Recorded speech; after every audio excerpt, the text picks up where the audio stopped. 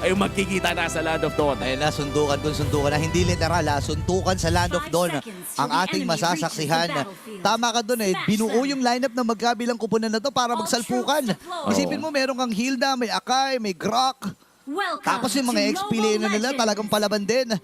Aabangan natin.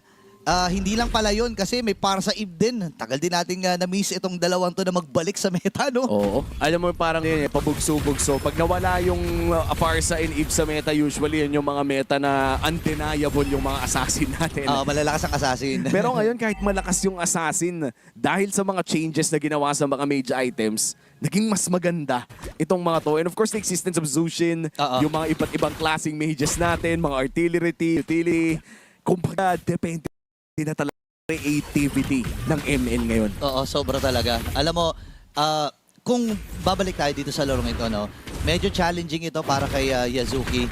Lalo na ang daming may chance ang manggulo sa kanya. Pipigilan din ata nila yung mga sticky na galaw ng isang Fanny dito dahil nga dito sa Akai. Pero alam mo, parang sobrang, para sa akin lang to medyo stretch ata yung Akai dito. I mean, ang dami mo namang way. Masasabi ko, Kalea okay din eh.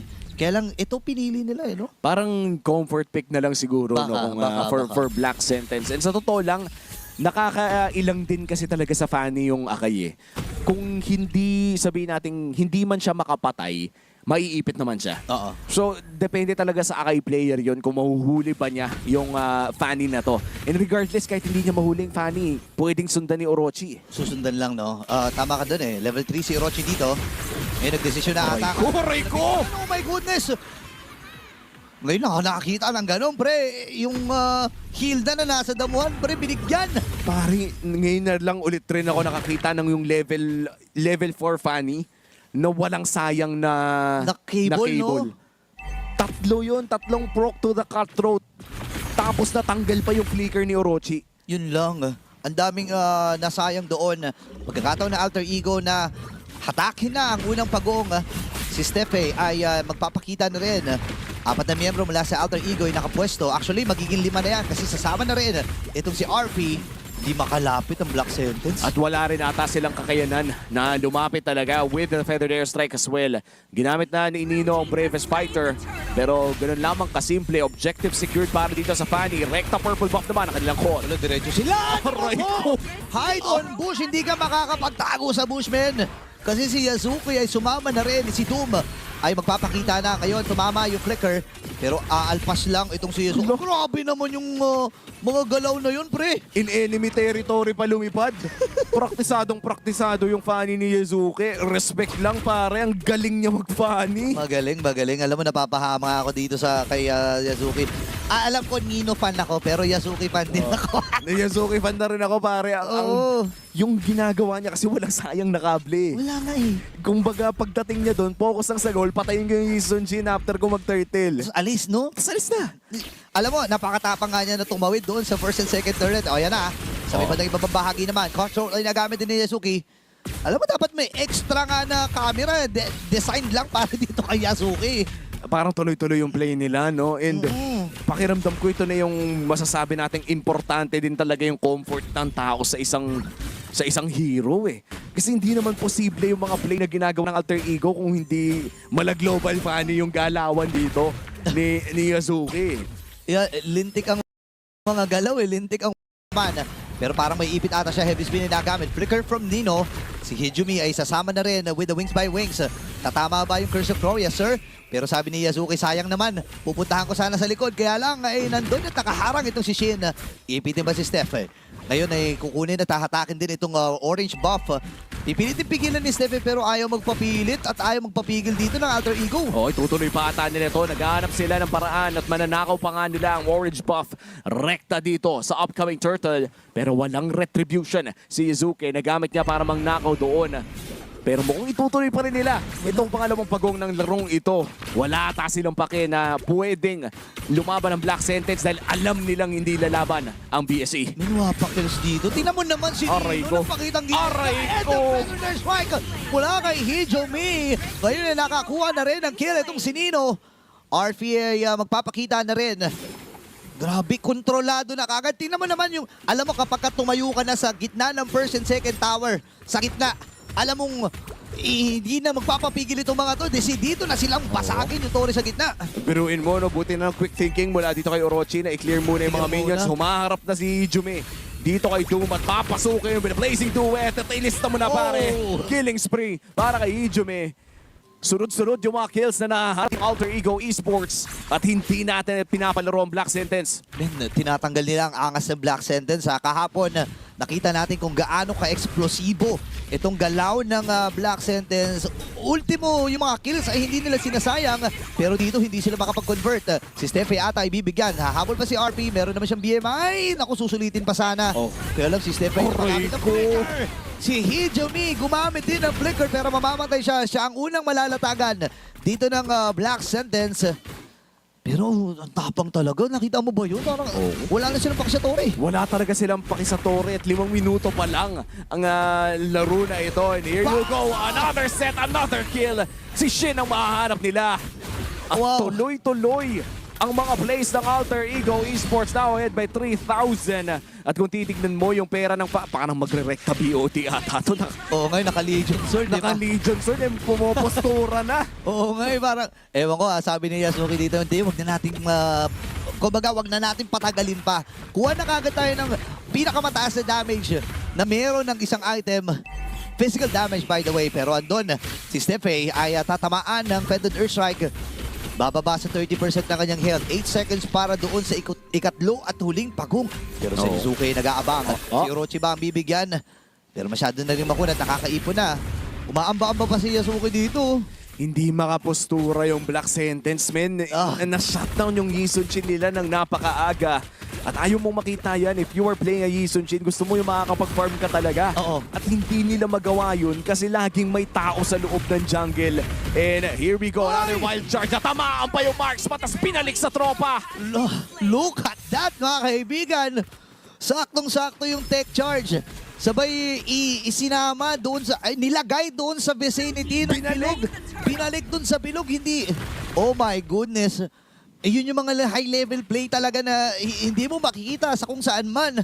Alter Ego, nagpapamalas na naman ng lupit. Tsaka parang akala ko yung sinisetapan niya, yung nasa harapan niya. Likod pala, Yung malayo pala yung goal niya. Minsan talaga may anggulong nakikita yung mga manlalaro natin na hindi mo ina-expect eh. Oo, hindi nakikita ng normal na mata. No, iba talaga lawan. Alter Ego, ladies and gentlemen. Tuloy-tuloy ang kanilang pagdomina. 5.2k ang meron sila. Heavy spin na gamit pero flicker ay sasagot. Kaya lang tinamaan din ng power of wildness. Sa likod naman ay si Nino. Literal manipulation na gamit pero preheat ata si Jumi. Alay! Si Yasuki ay namatay din pero si Alec ay sumama na. Orphe ay nakabawi din naman. Ipit na si Steffe. Mapapatay siya dito ni RP. Lalaban pa ba dito ang Black Sentence? Hindi na nga muna. Wala parehas sa jungle. Pero parang gusto pa ata ni, ayun po, napakakati namin, si Doom yun ha. Oo, parang 50-50 ata ng Alter Ego Esports sila. Ko. Dito mo talaga makikita na minsan kahit lamang na lamang na ang isang team, may tsansa pa rin yung kabila. Oo. Kasi kung magkamali pa ng isang ganun, malaki yung tsansa na mabaliktad pa to ng Black Sentence eh. Oo. Kalma naman siguro muna. Siguro huwag tayong pumasok sa 5v5 under the turret. Oo, mahirap yun eh. Una, wala kang kakamping minion doon. Lahat ng banat ng torre, paghahati-hatian nyo. So, hindi pa pwede maulit yung mga ganong klaseng galaw. R3, tatrabahuhin at kukunin na ng tuluyan itong torre sa itaas.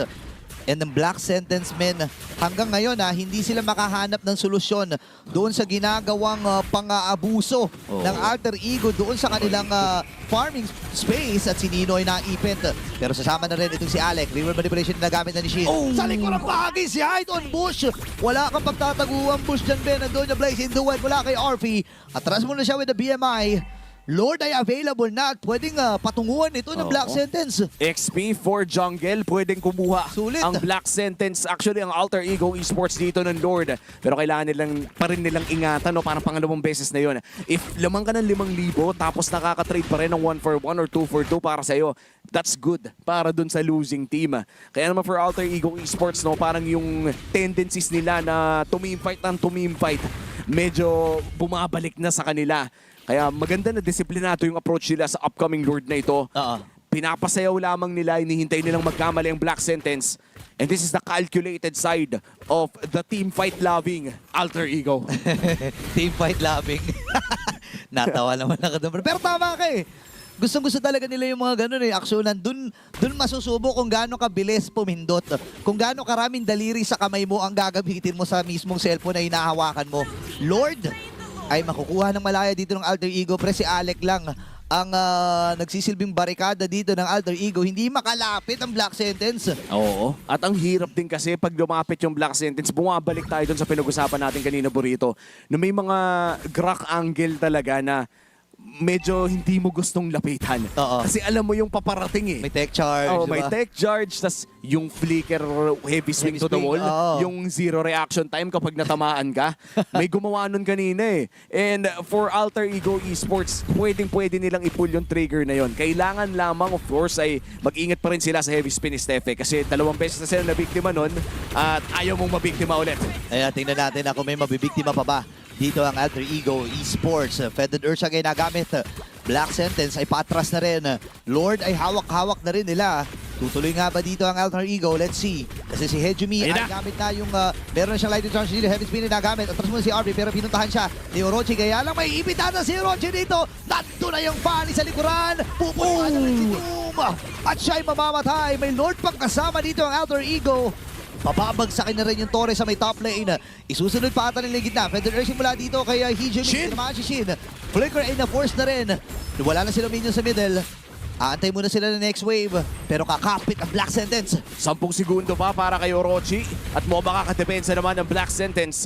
Reset na muna ang call ng Alter Ego maliban na lang kung gusto muna nilang simutin ang jungle at pilitin ang mid lane na to at mukhang yan nga ang kanilang call. Nino pulls the bravest fighter with a flicker land shaker. Oh my goodness, patay kaagad ang dalawa mula dito sa Black Sentence. Tuloy-tuloy lang ang pag-cable dito ni Yazuki. Ngayon ay tatamaan ng heavy spin. Ibiti ba si Nino? Hindi. Si Orochi ngayon ay lumalayo Federation with a flicker. Hindi namutan pa si Steffe. At diretso na ata dito ang Alter Ego. Ang baba ng buhay dito ni Alec. Pero wala nang pakialam ang Alter Ego. Marami silang kasama dito at diretso lamang.